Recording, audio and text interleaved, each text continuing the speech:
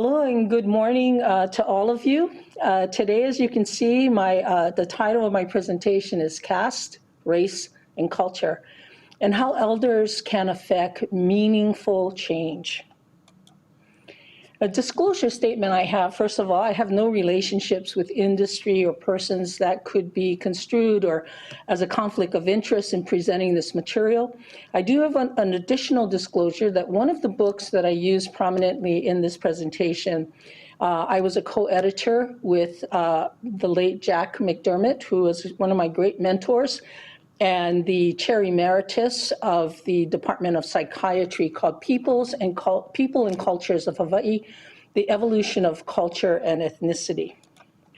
We have 4 learning objectives for today's presentation. The first is, of course, to explain the difference between caste and race. The second is to distinguish between racism and casteism. Third is to articulate how culture differs from race and provides a context for caste in Hawaii. And finally, the fourth is to explain one way in which elders can affect change in caste, race, and culture. So let's look at the definitions of what caste, race, and class mean. Well, the book that I'm using, besides People and Cultures of Hawaii, is by Isabella Wilkerson, called Caste, The Origins of Our Discontent. It is an incredibly well-written book, and one that I would recommend anyone who's interested in a deeper dive into this topic to read, because what she proposes is part of her purpose of this book and some key definitions, which we'll be going through in the next few slides. The first is that she asserts that caste is framed as she frames it as a socio-cultural concept that explains America's 400-year history of race and racism. The second is that caste underpins the United States racial hierarchy, with white Anglo-Saxons at the top and blacks at the bottom.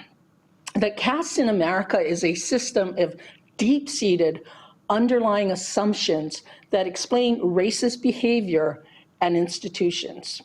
And that caste is an unseen force. It's fixed and it's rigid. She uses the metaphor of a skeleton within a human body. And finally, that race is fluid, it's superficial. It is the visible instrument and expression of caste. So again, using that metaphor, race is everything you're looking at in ourselves, our body, the skin color, the hair, the nose, the facial features, whereas caste is our skeletal system deep inside. She also then, let's look at how her American caste system really schematically maps out in a hierarchy pyramid. And so basically, she looked at the ruling class here, and then Black Americans at the bottom, and in between, what she called right beneath the ruling class of white Anglo-Saxons, what she called the petit bourgeois, which includes Asians, including South Asians or Indians from India, and Jewish Americans. Beneath that are Hispanics, Irish, Italians, Eastern Europeans, and some German Americans, and of course, indigenous Americans, including Native Hawaiians. And at the very bottom, Black Americans. And within this caste system, she proposes a fixed embedded system that ranks human value. And that caste is determined by what one looks like, at least in America. And it's based on race and skin color, but in addition to that, other arbitrary biological, ethnic, and cultural traits. And this is important, as we'll soon learn later on in the presentation when we talk about how caste is expressed in Hawaii. Now let's look at the definition of caste itself. It comes from the Portuguese word casta, which means race or breed. It's a social system or hierarchy often developed by spiritual, religious, or political beliefs and legitimacy. It's maintained by entogamy, the in-marriage, and intermarriage is either forbidden or greatly discouraged. It's hereditary, and it has hereditary roles, including one's occupation for generations. It also includes ancestral lineage, so genealogy becomes very important. It's fixed from birth and cannot be earned or wed out of. It determines your occupation, your social status, religious ritual status, social relationships and interactions, and often excludes certain groups from the hierarchy based on cultural beliefs of purity and pollution. And of course, so let's come back to Wilkerson and her casteism and look at the definition of what is casteism. And basically, she defines it as any action or structure that seeks to limit, obstruct, hinder, or place someone in a rigid system of ranked value. It also puts a person in their presumed higher, as in the ruling class, or lower, Black Americans, based on their perceived caste of what their value is, relatively speaking, to their society. And finally, it maintains a hierarchy with a dynamic between each of these caste systems where the one on top, those on top, really work to keep those below them. So that in this kind of system, what you actually see is the ruling class really attempts to keep the petit bourgeois where they are. The petit bourgeois tries to really keep the Hispanics, the Irish, the German Americans, and the indigenous Americans below them. And of course, all of them try to keep Black Americans at the bottom. So let's look at now some of the dynamic factors that Wilkerson talks about and proposes in her book. The first is race, and she defines it as a social construct that narrowly and rigidly categorizes groups of people that share physical traits such as skin color, hair texture, and other biological attributes. Ethnicity is defined by a learned social construct that broadly categorizes groups or clans of people by their cultural affiliation and their identification with their group. And finally, racism she defined as a learned behavior that different races have traits that make them superior or inferior to each other. And it is the unjust rationalization for superior races to act towards inferior races with prejudice, discrimination, antagonism, violence, stereotyping, inferiority, and/or mocking. So racism then is taken to another level. We hear this now very prominently in the news media and in our political and government system, the concept of institutional or systemic racism, same thing. And institutional or systemic racism basically is a form of racism that's embedded in everyday social interactions within a society and, very importantly, within institutions, including institutions like JABSOM. And that this form of racism leads to discrimination and bias in healthcare delivery, criminal justice, employment, housing, political power, and educational advancement. And here I have a photograph of this scholar, wonderful name, Dr. Oliver Cromwell Cox. He was a scholar who wrote this book back in 1948 called Caste, Class, and Race. And what he did, and it's really an argument that kind of counters what Wilkerson is proposing in terms of caste being the sine qua non to explain why American racism exists and why it is perpetuated through a caste system. What he proposed in this book is that discrimination and racism against, as he called them then, Negro Americans or Black Americans, are rooted in capitalism and economic exploitation by the ruling Southern white plantation owners in 1948, that he wrote about this and did this study of several generations, that it was really the white plantation owners that they created racism as we know it, and discrimination, really for a very practical exploitation built around capitalism, making a profit, without having to pay for the people doing the labor. And this is important when we come back again to Hawaii and Hawaii's plantation society and what was distinct about it, but also the echoes. I'd also like you to think about the disparity and the chasm that's forming between the super rich and the very poor in America. That chasm is not dissimilar to what Cox talked about, because the system in terms of institutional racism and institutional casteism is really underpinned by this premise that we have to keep certain people poor in order to have certain people stay rich and get richer. So if you look at institutional or systemic racism as a form of racism embedded in everyday social interactions within our society and its institution that leads to discrimination, bias in these key areas of advancement and help for our society. And if you look on the other hand for institutional or systemic casteism, where you're really trying to solidify and keep certain people's value ranking in a hierarchy where there's pretty much the ruling class or the top dogs and the bottom class or the underdogs and various levels in between. What we're really talking about for this talk is ageism. Because in ageism, you're either too young or you're too old.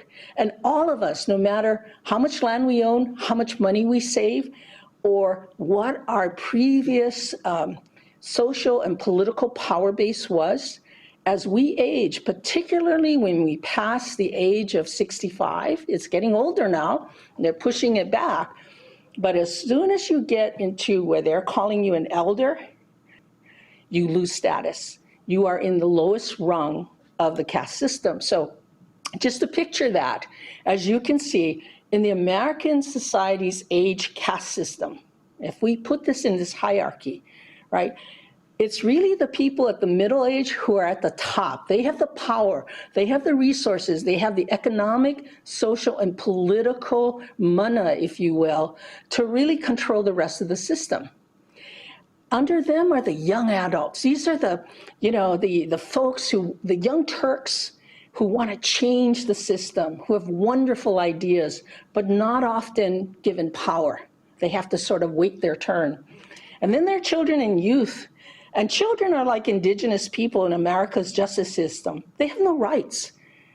From 15 years and younger, all their rights go to their parents or their guardians.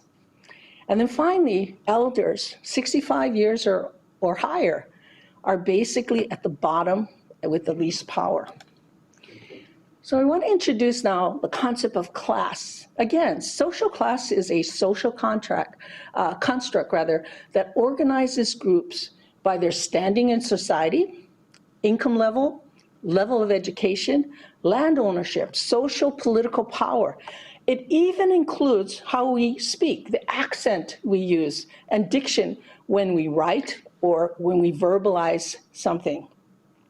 Certain accents connote lower class.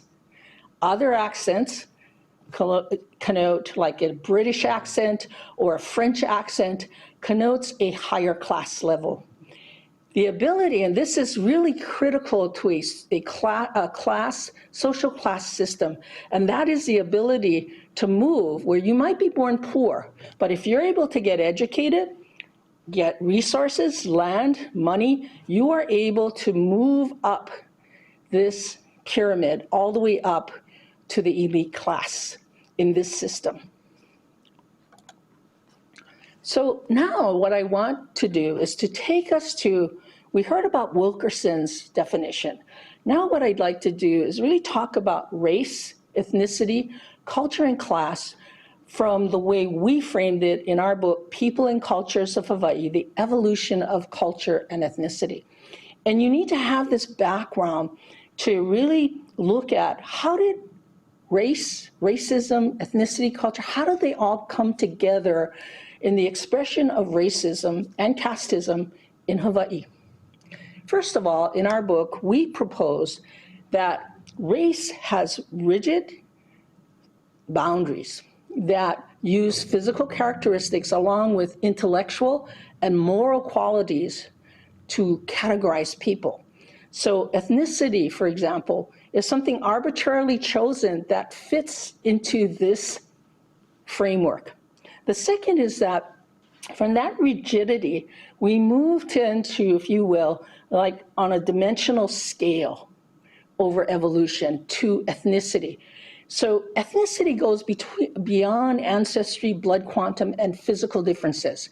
It includes both the concept of kinship, which involves external relationships of clans and extended families, and the concept of identity, which is how one looks at your internal or inner self. So it unites these two concepts of kinship and identity, in which ethnicity unites the past with the present and the future. And an example I would use in Hawaii is Holomai Pele, which is the epic saga of the Pele family that comes from Kahiki or Tahiti and then migrates to the islands of Hawaii. And at each island, this family on their voyaging canoes stops. Well, the Pele family is the metaphor for ethnicity. They gather in clans, and as aumakua, or sacred spiritual guardians, they then enter into the genealogy of living, breathing humans. For example, the Kanakaole clan trace their ancestry back to the Pele Ohana. And so this was a critical orienting force, social force for Native Hawaiians in their traditional culture, and still is. Finally, in people and cultures of Hawaii, we then looked at moving along this evolution to culture. And culture has more porous boundaries than race and ethnicity. And they are boundaries that are much easier to cross. And let me give you an example in Pidgin, which had to come up as a practical means of communication on the plantation society, where you had Euro-Americans speaking several different languages, Portuguese, English, Norwegian, German, along with Japanese, Chinese, Filipino. And so what they did is, using the substrate of the Native Hawaiian language, they began to add their own vocabulary to develop a language of communication and practicality to operate and function on the plantations. Culture also serves as the context that influences the expression of the self or person. And the best example I can tell you is how I use it in psychotherapy, that you must know the person's culture that you're working with in order to shape how they look at, for example, their depression or their anxiety and their psychodynamic conflicts or deficits, and how you address that. The second thing that culture serves as is a context that influences how we perceive and change casteism and racism. And for Hawaii, intermarriage was one of a major forces that affects this as a cultural value. And then later, through the plantation era rather, ethnic jokes. Ethnic jokes now have become passé because underneath it, people see the racism that's there and the casteism that's there. But when it was developed, it was a way in plantation society, and particularly the example of the Portuguese Luna, who were sort of middle managers who were recruited by the ruling class of Euro-American plantation owners that wanted whites to oversee all of the Asian immigrants and Hawaiians that they had working on the plantation. But at the same time, that these Euro-American immigrants would not have the capacity to move up into the ruling class. They chose Portuguese because they were white. They were peasants because they came from the Azores and Madeira, the Portuguese islands, and because they were illiterate, because virtually all of them did not go to school. It was not set up in the aristocracy of these islands for that to happen. Finally, I wanted to point out Shine's 3 levels of culture. It's not part of our book, but it's an important concept because I think it fits for what we do, because part of our work with people and cultures is a work that I've really taken from that book to move it to the next level. And Shine really fits that paradigm for me and complements some of our groundwork that we laid. And what Shine talks about in organizational cultures, but it really does apply not just to institutions, but ethnic groups, is that, first of all, the most superficial level are artifacts. Example, the American flag. When we see the American flag, it is a symbol of so many things. That's an artifact of American culture. Secondly, is espoused values. And again, in what's going on in our nation right now, I can name 3 very powerful espoused values related to the American flag: democracy, freedom, and justice. And finally, Shine said, underlying assumptions are really unconscious. You're not really aware of it. It's deep. It's kind of like caste. It's very deep. And you can't easily bring it into the light to examine it. However, when you're able to do that is when an espoused value or values are not being implemented. Best example for us, again, with American democracy, is what happened on January 6, 2021, with the takeover of our capital.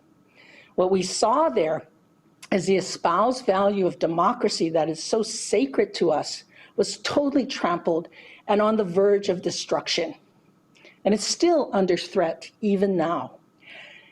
And so when we look at that, what was uncovered from the underlying assumptions are things that our President Biden has mentioned, many of our congressional leaders and other scholars, which is the inherent racism and casteism within America that goes back 400 years, as Wilkerson posits.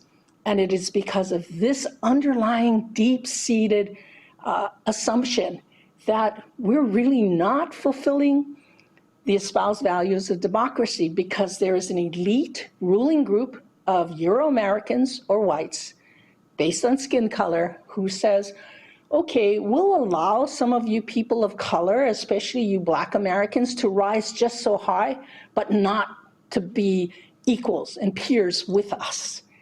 And so a lot of what has happened with the Biden election and win was basically, the data shows that it was people of color, particularly African Americans, Black Americans, who got him elected and made the difference.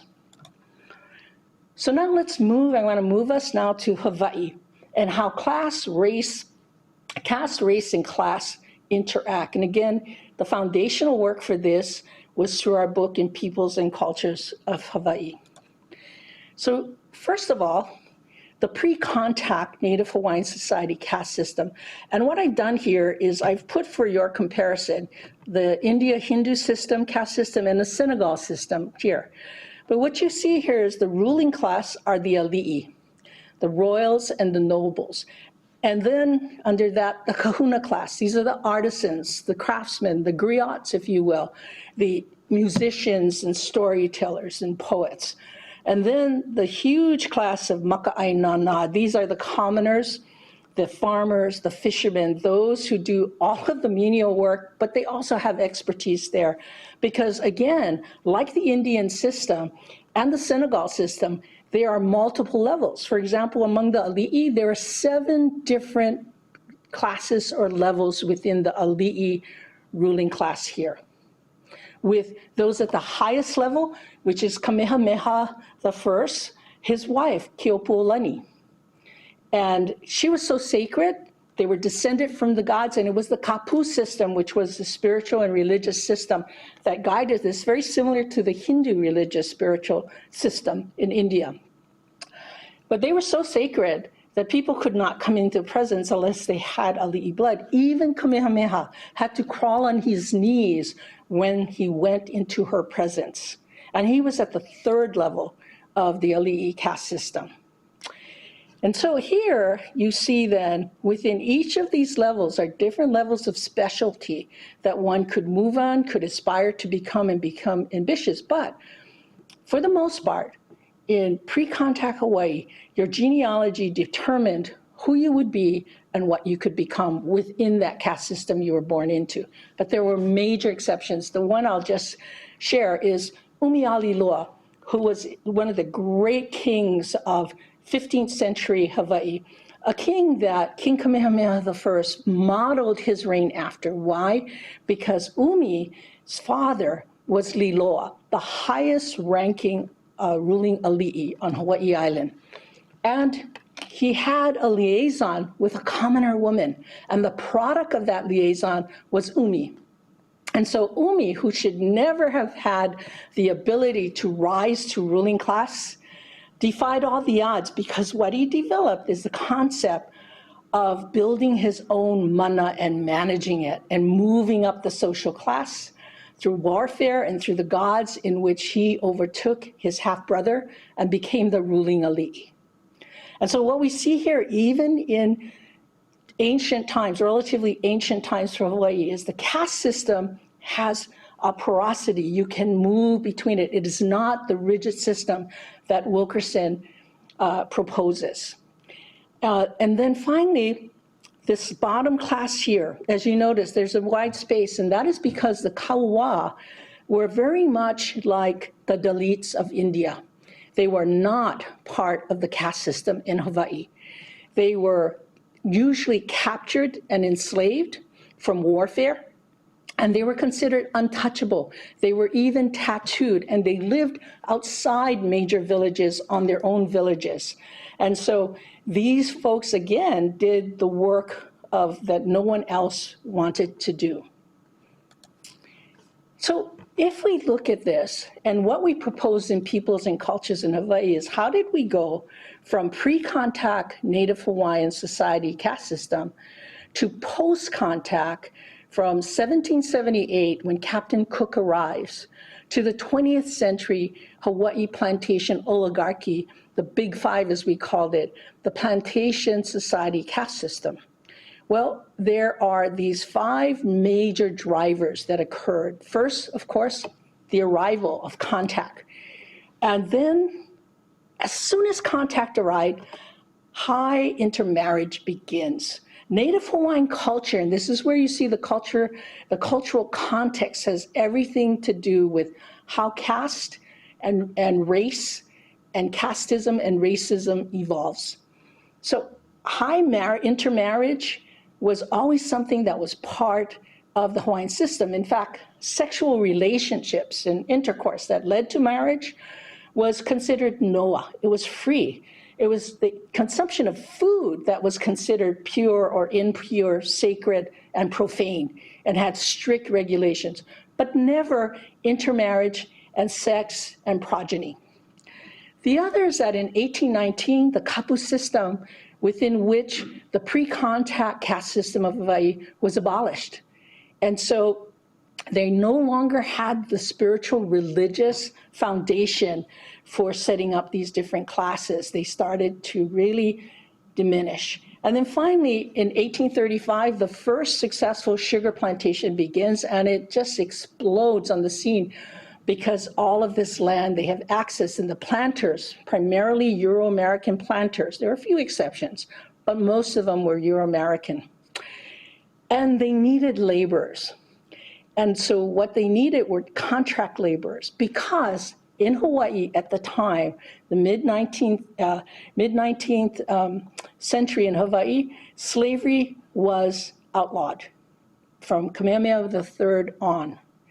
And so they were forced to go outside and have contract laborers. And this is how the immigrants, the Asian immigrants and the European immigrants were brought in to actually begin to take care of the plantations, both sugar and pineapple. And finally, the final big change that really made the transition possible is the 1848 land mahele that King Kamehameha III initiated. And his dream and hope had been that the commoner of Maka'ainana would become landed. And as they had land, they would then have the wealth capacity. But what he woefully and actually regretted for the rest of his life was that he underestimated their education of how fee simple land ownership worked, because all of their lives, it was really, they were basically just on the land, and the ali'i were stewards. And so less than 12% of all the lands in Hawaii went to commoners and the lower ranking ali'i, as well as the kahuna class. But when you look at this transition from pre-contact to post-contact up until the Hawaii Plantation Society, what you see is from the ruling ali'i, you see Euro-American planters and landed ali'i.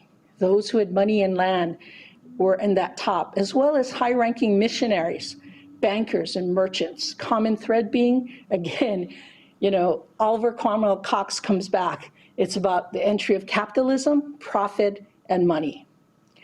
And then you have the second tier, which is the educated Native Hawaiians and immigrants who are also educated. So we have the scholars, the ministers, the teachers, the clerks, the professional people. And then under that, the undereducated and uneducated Hawaiians and immigrants. And these are the plantation laborers, the blue and white collar workers, and the domestics that took care of them. And then finally at the bottom, the working poor, the unemployed, the landless, and the homeless. And so what you see here that in this transition, the big winners here were, of course, the Euro-Americans who married up, if you will, using the social class system. They married ruling ali'i because that was the access they had to land and wealth. Also, the kauwa at the very bottom in pre-contact, they gained because suddenly they were able to infiltrate and move into the maka'ainana class, and if they were educated and had the means and land, they could move all the way up to the higher class. Something I want to point out in this movement, because you know Hawaii is becoming a hybrid between caste and class because of intermarriage. So when Oliver Wendell Cox wrote his thesis of the caste line in the South, basically, again, you see it's a rigid caste line. And what he proposed in the 1940s, late 1940s, and it still exists in large measure. This caste line may have moved up just a bit, but not by that much.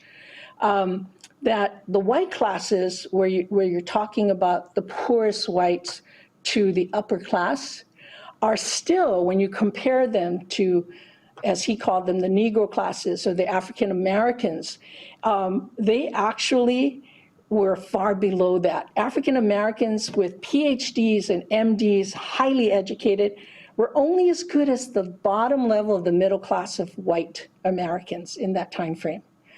And even today, and Wilkerson has numerous anecdotes and examples of this, where even the upper class, professional class, African Americans and other people of color are still kept and seen below the white class. This is one of her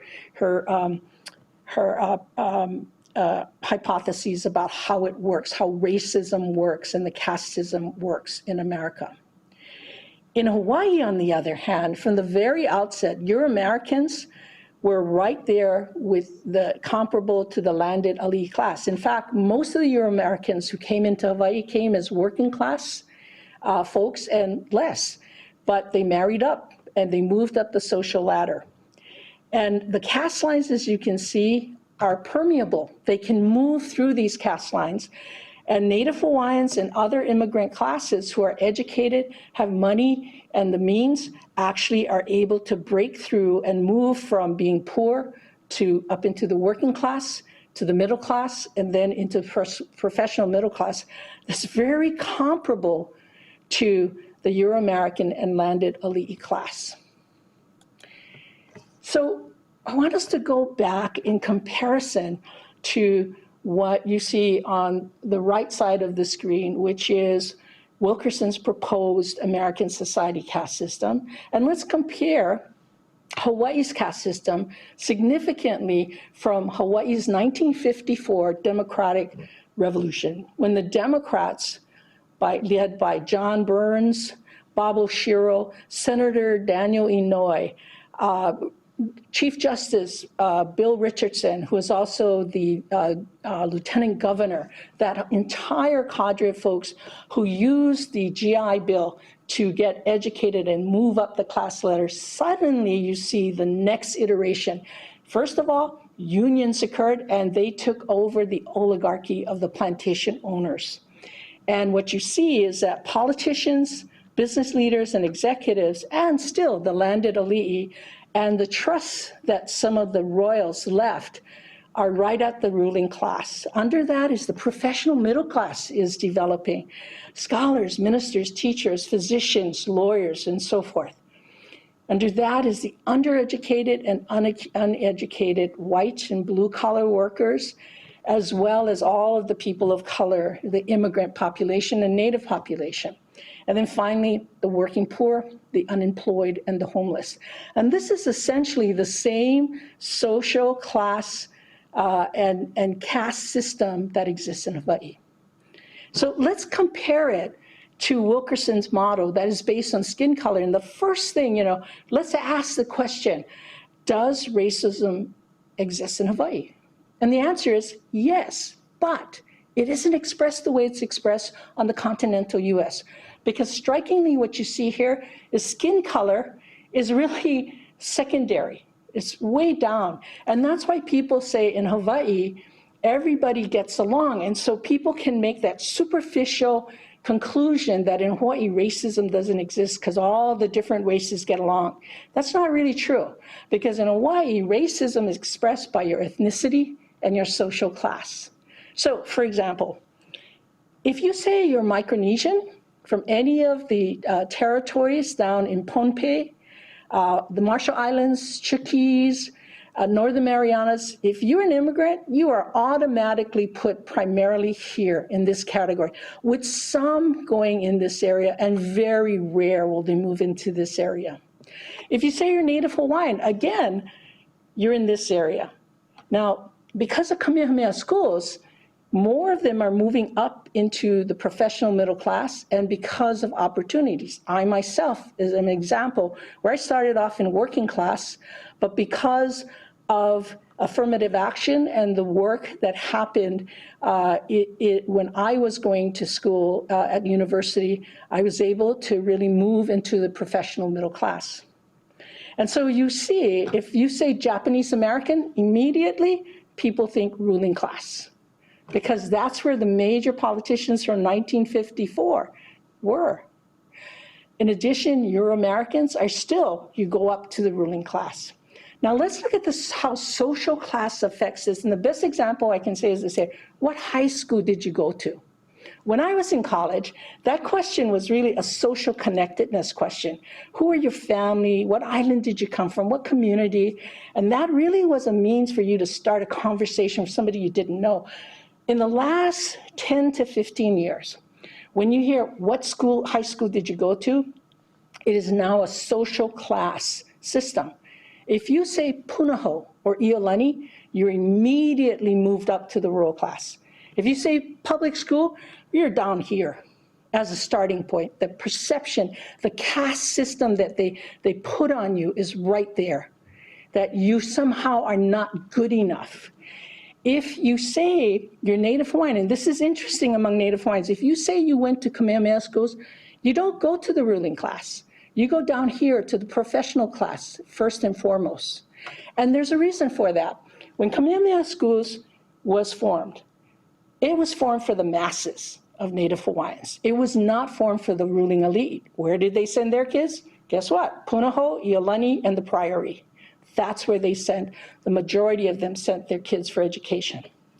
So, does racism exist in Hawaii? Absolutely, but it's expressed not by skin color. It's expressed by ethnicity and social class. And if we're going to change that, casteism and racism in Hawaii, we have to address that. So, knowing all this background, I move into the final segment of my talk, and that is, how can elders effect meaningful change? And I put up here, right down in the lower right corner, is just a reminder of the American caste system of age and ageism, right? Where the elders are at the bottom, the middle-aged, powerful folks who run things are at the top. Well, if we look at America in general, nationally, something is happening here. The leadership in 2021, and at least for the next 2-year election cycle, look at these leaders here. President Biden sworn in January 20th, 78 years old. Speaker of the House, Nancy Pelosi, 80 years old. The Senate Minority Leader, who just came out and lost his position, he was once the Senate Majority Leader for the last 4 years at least, Mitch McConnell, he's 78 years old as well. The State Majority Leader now, Chuck Schumer, is 70 years old, and the young guy in the pack is Chief Justice John Roberts, 66 years old. You look at these folks, right, and they are all elders, but they are the leaders of the 3 major branches of the US government. Why is that important? Well, when you look at this, you have to flip the priorities here in the caste system, because suddenly elders, 65 years and old, they have the power to change things in America. Middle-aged people are subservient under them. Just look at the Congress and you see it right there. The young adults, they are the aides in the Congress. They bring in stuff. And when you look at Joe Biden's cabinet, President Biden's cabinet are a mix of ages, genders, and ethnicities. He's stirring up things. And then, of course, our children and youth are really at the bottom, right? But valued, because these leaders have what Ray Cattell called what he called crystallized intelligence versus fluid intelligence. Fluid intelligence is the intelligence of the young, but it's also what the best example I can think of in Hawaii is Kamehameha I, our first king who united the islands. The word ike is the kind of knowledge that epitomizes the way he thought, and it is essentially fluid intelligence at its best. If you look at the Pu'uhonua o Honaunau on Hawaii Island, the big kona sculptures with the huge eyes of the gods, it is a reflection of the concept of ike. And these were built, these heiau were built during Kamehameha's conquest of the islands and the unification that symbolized how he thought. And what you have when you use this kind of thinking and knowledge and intelligence is you can grasp several different things happening all at once and immediately synthesize it into something new, something creative, something you never thought possible. And you complement it with what these leaders in America bring, which is called crystallized intelligence. And crystallized intelligence is the intelligence of experience, the intelligence of wisdom. It is the intelligence of using vicarious learning for the younger population to anticipate how their fluid intelligence can push up against new things happening and to anticipate how hindrances and obstacles can be worked through and anticipated to create meaningful and lasting change. So now we come to the last slide. So we just looked at how on the national scene, big changes can occur because of the changing culture and the changing power base of who are the leaders. If we look at Hawaii and Hawaii's age caste system, and culture is the context, which is very important. And in People and Cultures of Hawaii, our second edition book that I mentioned earlier, we really premised it that the Native Hawaiian host culture is really the foundational underpinnings of everything that happens in Hawaii, for better or ill. And just like Pidgin was, just like the intermarriage, that's why it's so important we go back to it. And the best example I can use for that is the Kauhale strategic plan for Lunalilo Home. Lunalilo was a trust formed, the first ali'i trust formed by King William Lunalilo. And at the time he formed it, his land holdings were a little bit more than Kamehameha School's land holdings. But the difference is that his trustees sold his lands to run the home. But they sold it to their friends and cronies and colleagues for oftentimes under market value, legal, but questionably ethical. Right? And so today all we have is a little over 5 acres, which this Lunalilo home sits on. And what you can see is part of their Aipuno project, where the taro patches are here to feed the people, the residents of Lunalilo. And they have formed in the Kauhale strategic plan all of the underpinnings of the Hawaiian culture. And so here we have that system. In the Hawaiian system, elders or kupuna, 65 or older, and it's just, it's a generational thing, but I'm using the age so you can see comparability, and we're talking oranges with oranges. The elders are the most honored. They are the top. They give all the guidance, that crystallized intelligence that I talked about. Under that are the children. They're not at the bottom as they are before. They are really the mo'opuna, those that are cherished. Why? Because if you look at the translation, ku puna, puna is the wellspring. Ku is to stand at the wellspring. Mo'opuna, mo is like the vertebra of the spine, but it is a metaphor for generations. The mo'opuna are our future, and so they must be taken care of and very much nurtured. And finally, there you have at the bottom, they're not the bottom in terms of less than. They are at the bottom because they are the foundation, the makua, the middle age, the people who generate the resources, people who take care of the land, the experts. All of that is combined in that makua class. And finally, the opio class are really the folks that, as kua'ana, older brothers and sisters who malama or take care of the children and youth, but they also have the responsibility of learning from the makua class so that they have livelihoods and they know how to get careers, professions, and vocations. So Lunalilo wants to build, and this 10-year strategic plan proposes to take these values from their core piko or center and move it out first into Native Hawaiian homestead communities and create communities in which the awareness of these cultural values begin to be practiced, and that the kupuna there are aged in place, and that the communities learn how to take care of them and empower them for their expertise and their crystallized intelligence that's combined with the fluid intelligence of the mo'opuna, the opio, and the makua. And so we come to our end. And just to summarize our concluding comments from this very fast tour that I've taken all of you on, first of all, we learned about caste and race and culture, as well as class and ethnicity, and how they work together. How culture's role is really significant in the expression of personhood, leadership, and elders, and how culture also is a means by which we express racism, casteism, and ageism, and the difference between the continental US that Wilkerson talks about and how Hawaii developed here in the middle of the Pacific and what's different. We also talked about Shine's 3 levels of culture and how it is coming to life even now in America. And finally, can elders effect meaningful change? The answer is yes, within ourselves, our family, our community, and our society, both at the national level and here at home in Hawaii. So with that, I want to thank you all for this time.